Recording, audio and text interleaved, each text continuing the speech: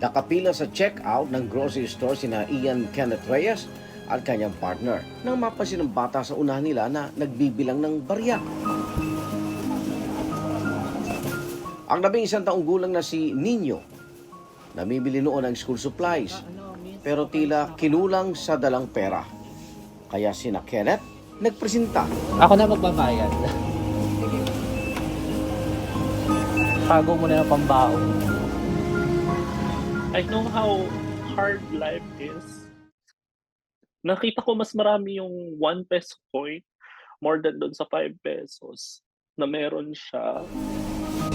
Nag-upload ng video, umani ito ng milyon-milyong views.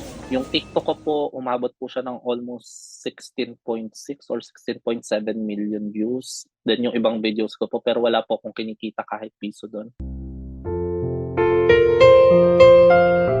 Maraming netizen ang naantig, kaya may mga nag-donate ng perang ipinambili ni Kenneth ng dagdag na gamit ni Nino at kanyang mga pinsan. Ang dami niyang nabili, like sapatos niya pang school, bota, kapote, payong, bags.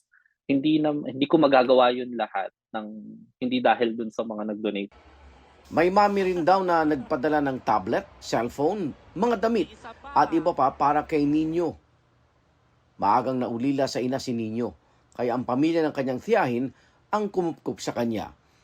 Lubos silang nagpapasalamat sa lahat ng nagbigay ng tulong. Niraraos lang din po namin kasi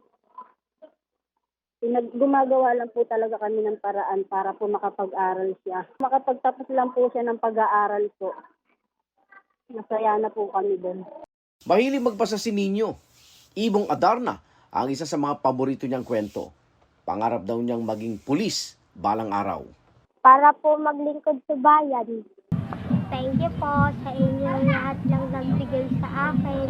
Mag-aaral po ako ng mabuti. Ang reason ko po kung bakit ko po ginawa yun is to spread, na mag-inspire ng tao na kung hanggat kaya po nilang gumawa ng mabuti sa kapwa nila, gawin na po nila, parang to inspire, pay it forward.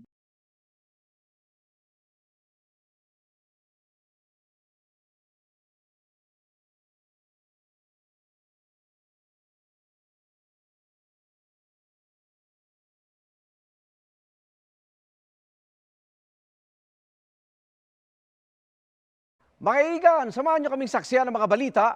Mag-subscribe sa GMA Integrated News sa YouTube. Para sa mga kapuso abroad, samahan niyo kami sa GMA Pinoy TV at sa www.gmanews.tv.